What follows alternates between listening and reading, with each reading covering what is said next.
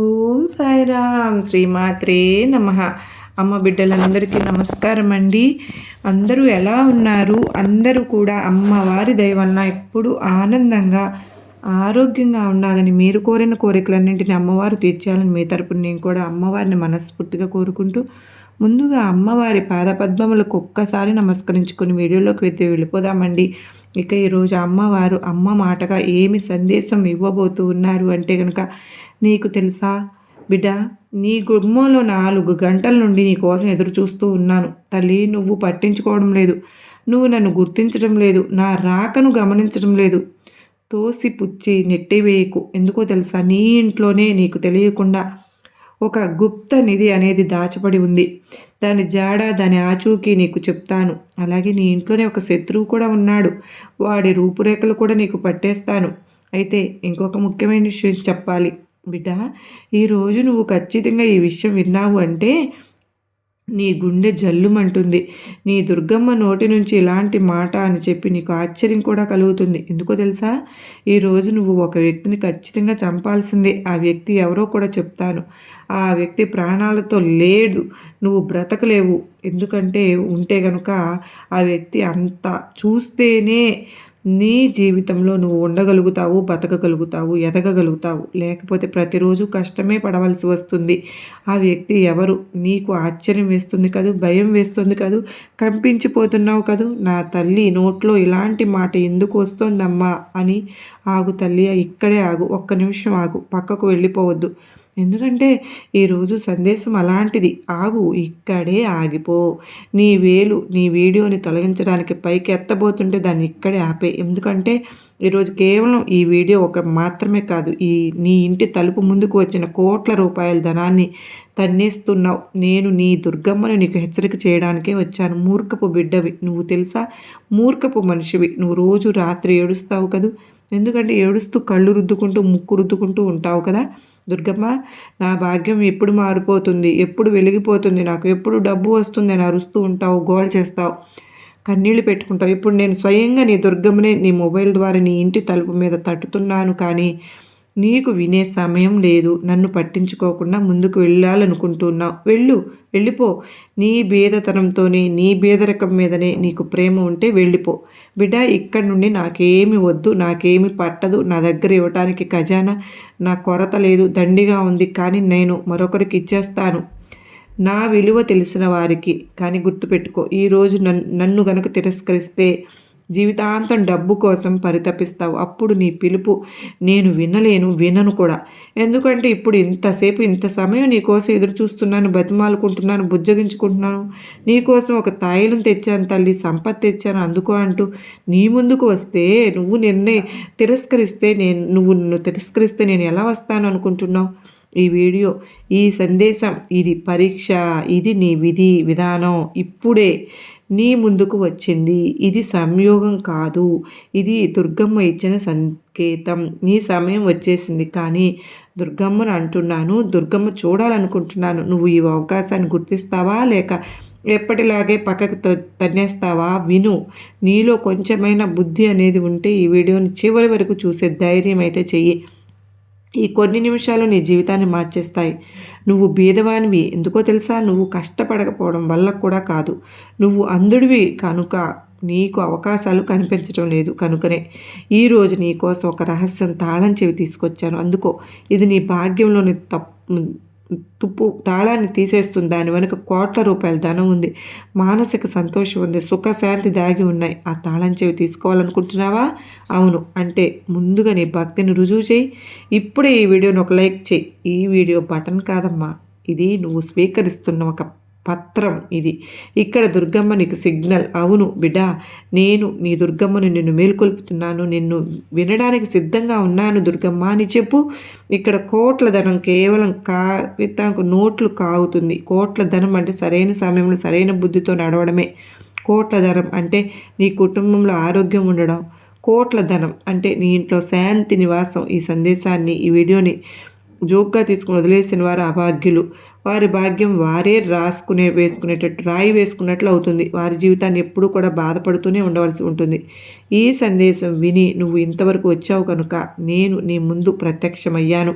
నువ్వు నన్ను వింటున్నావు, నా పిలుపుని వింటున్నావు, నువ్వు ఇక్కడ ఆగావు. ఈ ఆగటమే నీ గెలుపు మొదటి మెట్టు అవుతుంది. ఈరోజు నువ్వు చెప్పాలనుకుంటున్నటువంటి తల్లి, నీకు నీ ఇంట్లో దాచిన ఖజానా ఉందమ్మా. నువ్వు చూడాలనుకుంటున్నావు. ఈ ఒక దాచిన శత్రువు కూడా ఉన్నాడు. అతను నిన్ను ముందుకు వెళ్ళనివ్వడం లేదు. ఆ శత్రువు బయటవాడు కాదు, అది నీలోనే ఆలస్యం మరియు సందేహం. నువ్వు అనుకుంటున్నావు కదా, అరే ఈ సందేశం చూస్తే ఏమవుతుంది దుర్గమ్మ అని.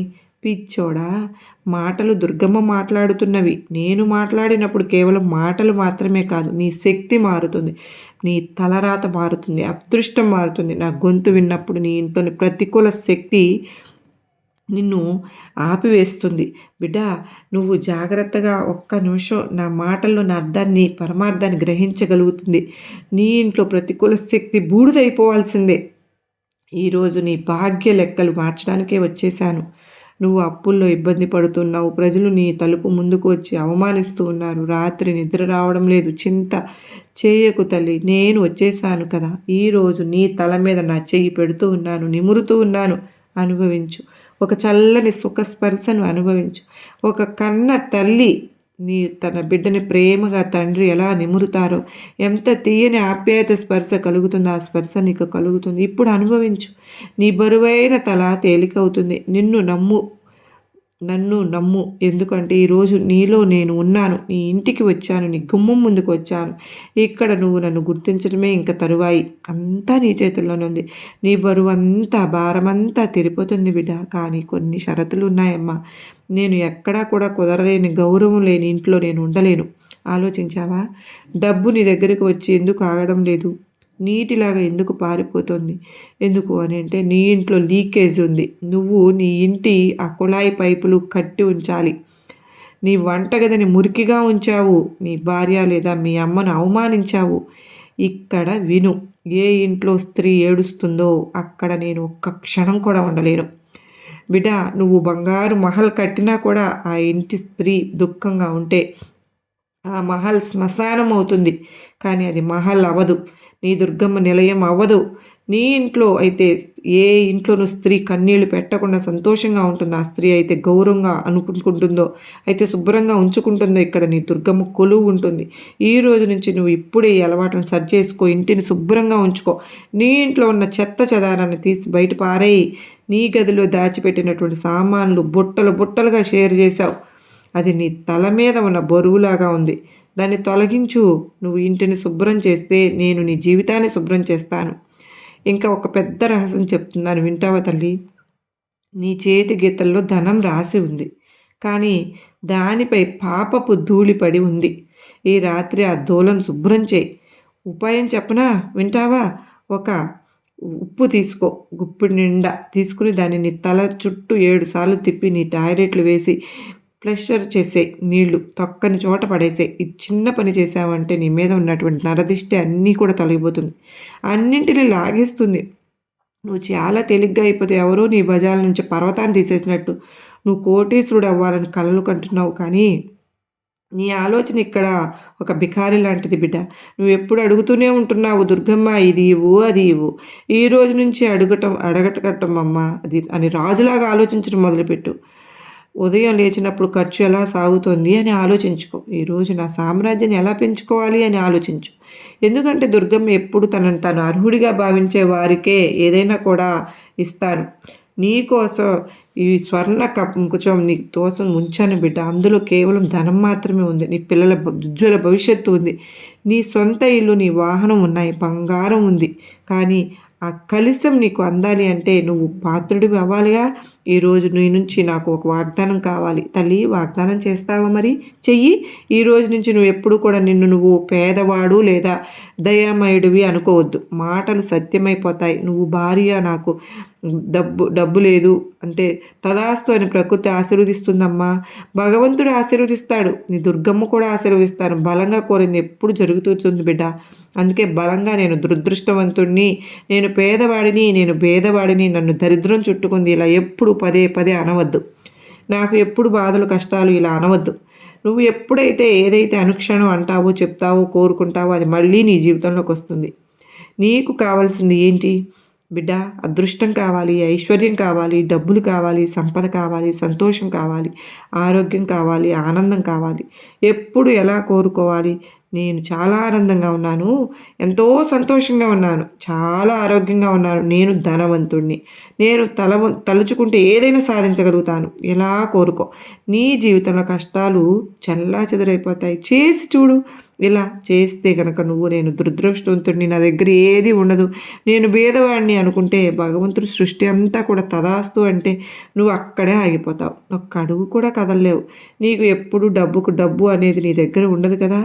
ఈ రోజు నుంచి నువ్వు ఇలా చెప్పు, నేను ధనవంతుడిని, నేను సమృద్ధిని, నా దుర్గమ్మ నాతో ఉన్నది. అబద్ధమైన చెప్పు, క్రమంగా అబద్ధం సత్యం అవుతుంది. ఈ వీడియోని, ఈ సందేశాన్ని అవగాహన చేసుకోకుండా వదిలేసిన వారిని చూసావా? వారు జనసమూహంలో కలిసిపోయారు బిడ్డ. వారు నిన్ను ఏడ్చారు, రేపు ఏడుస్తారు. నిన్న కూడా ఏడ్చారు, రేపు కూడా ఏడుస్తారు. కానీ నువ్వు ఈరోజు నవ్వావు, రేపు కూడా నవ్వుతావు. నువ్వు విన్నావు కనుకనే ప్రత్యేకంగా నీకు దుర్గమ్మ కృప లభించింది. నిన్ను ఎంచుకున్నాను నేను. నీ జీవితంలో నేను దుర్గమ్మనున్నా. నిన్ను మోసం చేస్తూ కిందకి లాగేస్తున్నారు ఒకడు. అతన్ని గుర్తించు. అతను ఎవరో కాదమ్మా, నీ భయమే. ఈరోజు ఆ భయం గొంతు పట్టి చంపేయి. ఆ భయం అనే వ్యక్తిని చంపితేనే నువ్వు బ్రతకగలుగుతావు. లేచి ప్రపంచానికి చూపించు నువ్వు దుర్గమ్మ యొక్క శక్తి కింద దాగి ఉన్నావు అని. నువ్వు కూడా ఒక సింహం అని గర్జించు. నీకు ఒక మంత్రం ఇస్తున్నాను బిడ్డ. ఇది మంత్రం కాదమ్మా, ఇది ధనాన్ని ఆకర్షించే అయస్కాంతం. దీన్ని రెట్టింపుగా అనుభవించు. ఈ మంత్రం ఏంటి అంటే ధన్యవాదాలు, కృతజ్ఞతలు. నీ దగ్గర ఉన్నదానికి, ప్రతి ఒక్కదానికి, నీ ఇంటికి, నీ ఇంట్లో వస్తువులకి, నీ కుటుంబ సభ్యులందరికీ, నీతో మాట్లాడిన నీ స్నేహితులకి, నీకు ఉపయోగపడుతున్న ప్రతి ఒక్క వస్తువుకి ధన్యవాదాలు, కృతజ్ఞత చెప్పు. ఇలా ధన్యవాదాలు తెలుపు. నువ్వు ఎప్పుడైతే ధన్యవాదాలు చెప్పినప్పుడు నీకు ఇంకా ఎక్కువగా దుర్గమ్మ ఇవ్వడానికి సిద్ధమవుతాను. నేను ఇంకా బలవంతం అవుతాను. ఏడ్చే వారి నుంచి మిగిలింది కూడా నేను తీసేస్తాను. నవ్వుతూ సంతోషంగా చెప్పేవారికి ఇంటి పైకప్పు చీల్చి మరీ ఇస్తాను. బిడ్డ, నువ్వు ఎంత పెద్ద ఖజానాను తన్నేసుకుంటున్నావో తెలియదు నీకు. ఈ సందేశం నీ జీవితానికి ఒక టర్నింగ్ పాయింట్. వచ్చే 7 రోజుల్లో నీకు ఏదో శుభవార్త వస్తుంది. ఏదో ఆగిపోయిన డబ్బు వచ్చినా, ఉద్యోగంలో పదోన్నతి వచ్చినా ఇది నా తరపున నీకు ఒక శుభం అవుతుంది. జాగ్రత్త. డబ్బు వచ్చినప్పుడు అహంకారం పడవద్దు. నేను పెద్ద పెద్ద రాజులను చూస్తూ వాళ్ళ రిక్షాలో కూడా తిరిగానమ్మ ఊరంతా విజయవాడ. వాళ్ళు తెలుసా, వారిలో అహంకారం వచ్చినప్పుడు డబ్బును అతిథిలా ఉంచు. యజమానులు చేస్తే నీ నెత్తిని ఎక్కి సవారీ చేస్తుంది. నీ సంపదలో చిన్న భాగమైన ఒక్క 10 రూపాయలైనా సరే ఏదో ఆకలితో ఉన్న వారికి ఆహారం పెట్టు. లేదంటే ధర్మకార్యంలో వాడు వాటిని. ఆ 10 రూపాయలు నీ ధనానికి రక్షణ కవచం అవుతుంది. నువ్వు ఈ సందేశం ఎక్కడి వరకు వచ్చావు, చూసావు అంటే నువ్వు నిజంగా మారాలి అనుకుంటున్నావు కనుకనే. నాకు అర్థమైంది బిడ్డ. నీ సమర్పణ చూసి నా హృదయం కరిగిపోయిందమ్మా. నీ సర్వపాపాలు, సర్వతప్పులు క్షమించేశాను తల్లి. ఈ రోజు నుంచి నువ్వు నీ కొత్త జన్మ. ఈ రోజు నుంచి నువ్వు విజేత. ఇప్పుడు ఒక చివరి పని చేయి. ఈ ఆశీర్వాదం నీ దగ్గరే ఉంచుకోవద్దు. ఈ వీడియోని నీ స్నేహితులకు, నీ బంధువులకు పంపించు. ఎందుకో తెలుసా, నువ్వు మరొకరి ఇంట్లో దీపం వెలిగిస్తే నీ ఇంటి చీకటి తనంతట తానే తొలగిపోతుందమ్మా. మంచి చేస్తే మంచి జరుగుతుంది. ఇక్కడ కంజూస్ చేయొద్దు. అంటే కనుక ఈ పిసినారితనం చూపించి నీ దగ్గరే ఉంచేసుకోవాలనుకోవద్దు. ఇప్పుడు నీకు వెళ్తున్నాను చెప్పి నీ ఇంట్లో కూర్చోవడానికి నీ ఇంటి తలుపు తెరిచి ఉంచు. ఎప్పుడైనా నీ మనసు తలుపు తెరిచి ఉంచు. నేను ఏ రూపంలో అయినా వస్తాను తల్లి. గాలిలో సుగంధంలాగా లేదా అవకాశంగా కూడా నన్ను గుర్తించు. వెళ్ళే ముందు ఇక్కడ ఈ కామెంట్ బాక్స్లో నువ్వు ఇలా రాసి వెళ్ళు. పూర్తి విశ్వాసంతో రాయమ్మా, నేను సిద్ధంగా ఉన్నాను దుర్గమ్మ కోటీశ్వరిని కావటానికి. ఈ లిఖిత ప్రకటన ఎలా అవుతుంది అంటే నేరుగా నా దగ్గరికే చేరుతుంది. భయపడవద్దు, గాబరాను పడవద్దు. ఎవరు వచ్చినా నిన్ను ఎవరు ఏమీ చేయలేరు. నా పూర్తి ఆశీర్వాదం, నా పూర్తి శక్తి, పూర్తి వైభవం ఇప్పుడు నీది. నీకు ఇచ్చేస్తున్నాను. దీన్ని జాగ్రత్తగా ఉంచుకో, కాపాడుకో, ఆనందించు. ఇక్కడ తదాస్తు తదాస్తు తదాస్తు. ఇక్కడ నువ్వు ఆగాలని నిర్ణయించవు. నీ బుద్ధి మొదటి గెలుపు. కానీ యుద్ధం ఇంకా ముగిసిపోలేదు తల్లి. నేను కేవలం నీ మనసు తలుపు మీద తట్టాను. ఇప్పుడు నీ ఇంటి లోపలికి ప్రవేశించాలి. అక్కడ నల్ల నీడలను బయటకు తీయాలి.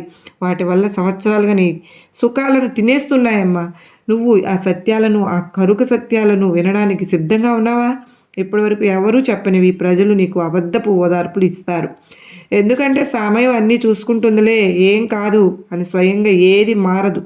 బిడ్డ, నువ్వు లేచి నీ భాగ్య చక్రానికి నువ్వే గనక ముందుకు సాగనివ్వకపోతే అది అంచు కూడా కదు, ఇంచి కూడా కదలదు. ఈరోజు నేను నీకు ఆ భరోసా ఇవ్వడానికే వచ్చాను. నీ ఇంట్లో ఒక వస్తువు ఉంది, అది సాక్షాత్తు దరిద్రం యొక్క దుఃఖకరమైన విషయం. ఏంటో అని తెలుసా, దాన్ని నువ్వు ప్రేమతో కాపాడుకుంటున్నావు. ఇది ఇంకా బాధాకరమైన విషయం. ఆ వస్తువు గడియారాలు, మరి ఆగిపోయిన గడియారాలు, పాతబడిపోయిన చెక్కులు, పాతబడిపోయిన బిల్లులు. నీ ఇంటిని రక్షించుకో అమ్మా. ఎందుకంటే గోడపై ఏదైనా కూడా గడియారం నెలలుగా ఆగిపోయిందా? డ్రాయర్లో పాత ఆగిపోయిన వాచీలు ఉన్నాయా? నిజంగా మూర్ఖురాలు బిడ్డ. నువ్వు గడియారం కేవలం సమయాన్ని సూచించటం కాదమ్మా, నీ సమయాన్ని నడిపిస్తుంది. గడియారం ఆగితే నీ మంచి సమయం కూడా ఆగిపోతుంది. ఆగిపోయిన గడియారం నీ ఇంటి శక్తిని మార్చేస్తుంది. ఈరోజే ఇప్పుడే వాటిలో కొత్త బ్యాటరీ పెట్టి వాటిని మళ్ళీ పనిచేసేలాగా చేసుకో, లేదా బయట పారాయి. నాకు ఇష్టం లేదు అలా ఆగిపోయే బిడ్డలు అక్కడే ఉంటే నాకు ఇష్టం లేదు తల్లి. నాతో నడిచే బిడ్డలే నాకు ఇష్టం. ఎందుకంటే ఇక్కడ నీ ఇంట్లో ఉన్నటువంటి ఆ పాత వాచీలు కానీ, పాత బిల్లులు కానీ, ఇలాంటివి నీ సమయాన్ని నడవనివ్వవు, అక్కడే ఆపేస్తున్నాయి. నువ్వు వాటిని వెంటనే తీసిపారాయి. అవి నీ భాగ్యంలో ఖాళీని సృష్టిస్తున్నాయి. వాటిని నీటిలో ప్రవహింపజేసేయి. ఇంకా నీ గదిని ఎలా మార్చావు అంటే చెత్త కుప్పలాగా మార్చుకున్నావు. నా నివాసానికి గాలి, శుభ్రమైన గాలి, స్థలం కూడా కావాలి తల్లి. కానీ నీ ఇల్లు అలా లేదమ్మా. నువ్వు ధనం సంపాదించడానికి చాలా కష్టపడుతున్నావు, చెమట పట్టిస్తున్నావు, కానీ ధనం ఎందుకు అభివృద్ధిగా మారదు. ఎందుకంటే నువ్వు ఒక పెద్ద తప్పు చేస్తావు. సూర్యాస్తమయం అలాగే గోధూళి వేళ రాత్రి కలిసే సమయం ఇది. నా అత్యంత ప్రియమైన సమయం. ఆ సమయంలో నేను అంతటినీ చూస్తాను, ప్రపంచం అంతటినీ చూస్తూ ఉంటాను. ఆ సమయంలో నేను ఏం చూస్తాను అంటే, నువ్వు నిద్రపోతున్నావా లేదా ఏడుస్తున్నావా? చీకటిలో చీకటి చేసి కూర్చున్నావా? జాగ్రత్త. సాయంత్రం సమయంలో ఎప్పుడు నిద్రపోవద్దు. సాయంత్రం సమయంలో ఇంటి ముఖద్వారంపై దీపం వెలిగించమ్మా. ఆ దీపం చీకటిని కాదు తల్లి, దరిద్రాన్నే దూరం చేసేస్తుంది. ఏ ఇంటి ద్వారం సాయంత్రం రోజుగా మారుతుందో, అక్కడ దీపం వెలుగుతూ ఉంటుందో, అక్కడికి నేను ఆకర్షితురాలను అవుతాను. ఇప్పుడు నీ మనసులో ఒక ప్రశ్న ఉంది కదా, దుర్గమ్మ, నేను చాలా పూజలు చేస్తాను, అయినా ఫలితం ఎందుకు రావడం లేదు? ఎందుకంటే నీ పూజలో భావం తక్కువ ఉంది, వ్యాపారం ఎక్కువగా ఉంది. బిడ్డ, నువ్వు మందిరానికి వస్తావు, ఒక పెద్ద లిస్ట్ తీసుకువెళ్తావు, అది నువ్వు ఇవ్వు, ఇది ఇవ్వు, దుర్గమ్మ అంటూ నా దగ్గర కూర్చుని కేవలం సుఖం కోసం కాదమ్మా తల్లి. ఎప్పుడైనా చెప్పావా, దుర్గమ్మ నాకు ఏం కావాలి? లేదు, కేవలం నీ చెయ్యి నా తల మీద ఉండాలి అని మాత్రమే అడుగు. అలా కాకుండా నాకు అది కావాలి, ఇది కావాలి, అవి మానేసిన రోజు నేను నీ ఆలోచన ఎలా చేస్తాను అంటే, కనుక నువ్వు ఏది అనుకుంటే అది చేస్తాను. ఇప్పుడు విను, ఒక గుప్త ఉపాయం చెప్తాను, విను బిడ్డ. నీ వంటగదిలో ఎన్ని మిరపకాయలు ఉన్నాయి?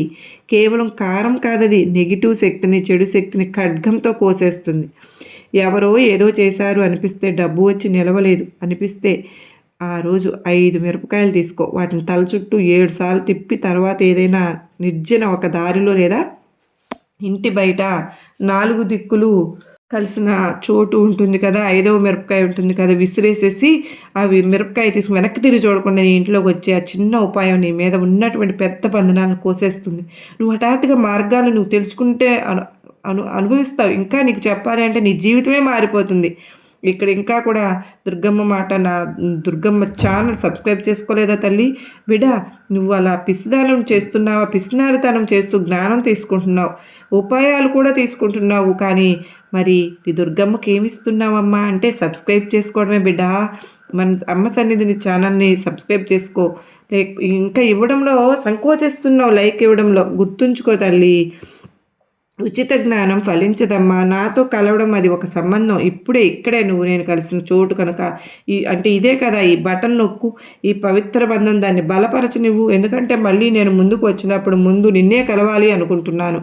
ఎప్పుడైతే నువ్వు ఇక్కడ సబ్స్క్రైబ్ చేసుకుని బెల్ బటన్ నొక్కుతావో అప్పుడు మళ్ళీ నీతో నేనే ముందుగా మాట్లాడతాను. అయితే ఇప్పుడు ధనం యొక్క 3 శక్తుల గురించి చెప్తాను, వింటావా తల్లి? నువ్వు కేవలం ధనం వెతుకుతావు, కానీ నా శక్తులు ఇంకా ఉన్నాయని తెలుసా? జ్ఞానము మరియు శక్తి. నువ్వు కేవలం లక్ష్మీదేవి వెనుక పరిగెడుతున్నావు కనుక అనుకుంటున్నావు ధనం ఎవరికి దగ్గరకు వస్తుందో అంటే, బుద్ధి ఉన్న వారి దగ్గరికి ధనం ఎవరి దగ్గరకు ఆగుతుంది అంటే, ధనం ఎవరి దగ్గరికి వస్తుంది అంటే, బుద్ధి బలం ఉన్న వాళ్ళ దగ్గరికి ధనాన్ని ఎవరు సంభాళించగల శక్తి ఉందో వారి దగ్గరకు డబ్బు వచ్చి ఆగుతుంది. ఈ రోజు నుంచి కేవలం నువ్వు డబ్బు వెనుక పరిగెత్తవద్దు. ఇక్కడ నీలో ఉన్న తెలివితేటలను మెరుగుపరచు.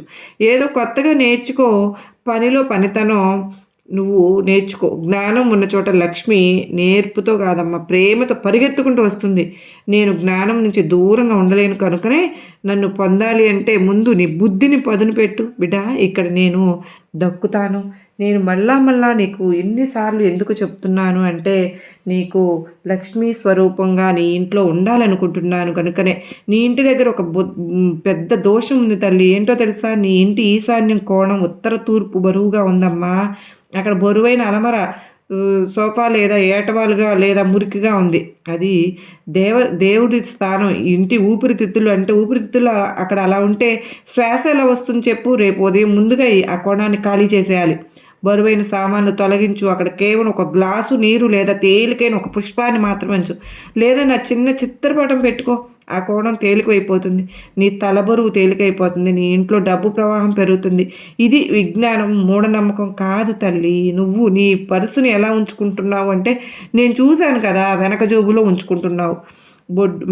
బెడ్ మీద పరేస్తావు. ఎలా అంటే వాళ్ళ పర్సును అంటే ఖజానా గౌరవం ఇవ్వు. పర్సులో ఎప్పుడు తినడానికి వస్తువులు, మందులు లేదా పాత బిల్లులు ఉంచవద్దు. పర్సులో ఎప్పుడు కొన్ని రూపాయి బిళ్ళలు, కొన్ని నోట్లు పెట్టుకో. సాధ్యమైతే పర్సులో ఒక వెండి చిన్న చదరపు ముక్క లేదా గోమతి చక్రం ఉంచుకో. ధనాన్ని ఆకర్షిస్తుంది అది. ముఖ్యంగా పర్సు ఎప్పుడు చిరిగిపోయిన పర్సు ఉంటే నీ చిరిగిన భాగ్యంతో సమానమని. నువ్వు అప్పుల బావిలో మునిగిపోతున్నావు. ఒక అప్పు తీర్చడానికి మరొక అప్పు తీసుకుంటున్నావు. ఈ చక్ర వ్యూహం నిన్ను చంపేస్తుంది తల్లి. ఈరోజు నీకు ఈ చక్ర వ్యూహం నుంచి బయటపడే మార్గం ఇస్తున్నాను బిడ్డ, విను. ఎందుకంటే ఏ రోజు కూడా మంగళవారం, ఈరోజు మంగళవారం ఎవరి దగ్గర అప్పు చేయవద్దు. మంగళవారం అప్పు తీరిస్తే త్వరగా తీరుతుంది, కానీ అప్పు తీసుకుంటే మాత్రం అది కొండలాగా పెరిగిపోతుంది. జాగ్రత్త. అనవసరపు ఖర్చులు తగ్గించుకో. అలాగే ఇంటిని శుభ్రంగా ఉంచుకో. ఎప్పుడు కూడా అబద్ధాలు చెప్పవద్దమ్మో. ఎవరిని మోసం చేయాలని అసలే చూడవద్దు. ఇలా ఉంటే నీకు అప్పులు చేసే పరిస్థితే రాదు తల్లి. అలాగే ఇంట్లో కూడా ఎవరో ఏదో అనుకుంటున్నారని భయపడ్డం, వాళ్ళు ఏమనుకుంటారు వీళ్ళు ఏమనుకుంటారు అని భయపడ్డం. నీ ఇంట్లో తిండి లేకపోతే నిన్ను అనుకున్న వాళ్ళు ఒక పూట అన్నం పెడతారా చెప్పు తల్లి? నీకు ఒక 10 రూపాయలు ఇస్తారా?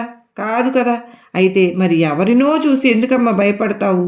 ఇది నీ జీవితం. ఇది ఇందులో కష్టాలు వచ్చినా నువ్వే బాధపడతావు, సంతోషాలు వచ్చినా నువ్వే సంతోషిస్తావు కదా. మరి జీవితం మొత్తం నీదే కదా, నీ చేతుల్లోనే కదా ఉంది. కానీ ఎలా మార్చుకుంటావు అన్నది కూడా నీ మీదనే ఆధారపడి ఉంటుంది. అయితే ఈరోజు నీ దుర్గమ్మ చెప్పిన విధంగా నువ్వు ఎలా చేసావు అంటే కోట్ల సంపద నీదే అవుతుంది బిడ్డ. చెప్పాను కదా, నీ భాగ్యంలో కోట్లు రాసిపెట్టి ఉన్నాయి, గుప్త నిధులు రాసిపెట్టి ఉన్నాయి. కనుక వాటిని అడ్డుపడుతున్నవి ఏవో కూడా చెప్పాను కదా, వాటిని తొలగించుకొని ఆ శత్రువుని నువ్వు గుర్తుంచుకో. ఎవరో చెప్పాను కదా, అలాగే వాడిని ఏం చేయాలో కూడా చెప్పాను. నువ్వు ఎలా బ్రతకాలో చెప్పాను, ఎలా జీవించాలో చెప్పాను. నీ దుర్గమ్మ మాట మీద గౌరవం ఉంటే ఇవన్నీ పాటించావు అంటే నీ జీవితం అద్భుతంగా ఉంటుంది తల్లి. నీ దుర్గమ్మ ఆశీస్సులు ఎప్పుడు నీ పైన ఉంటాయమ్మా.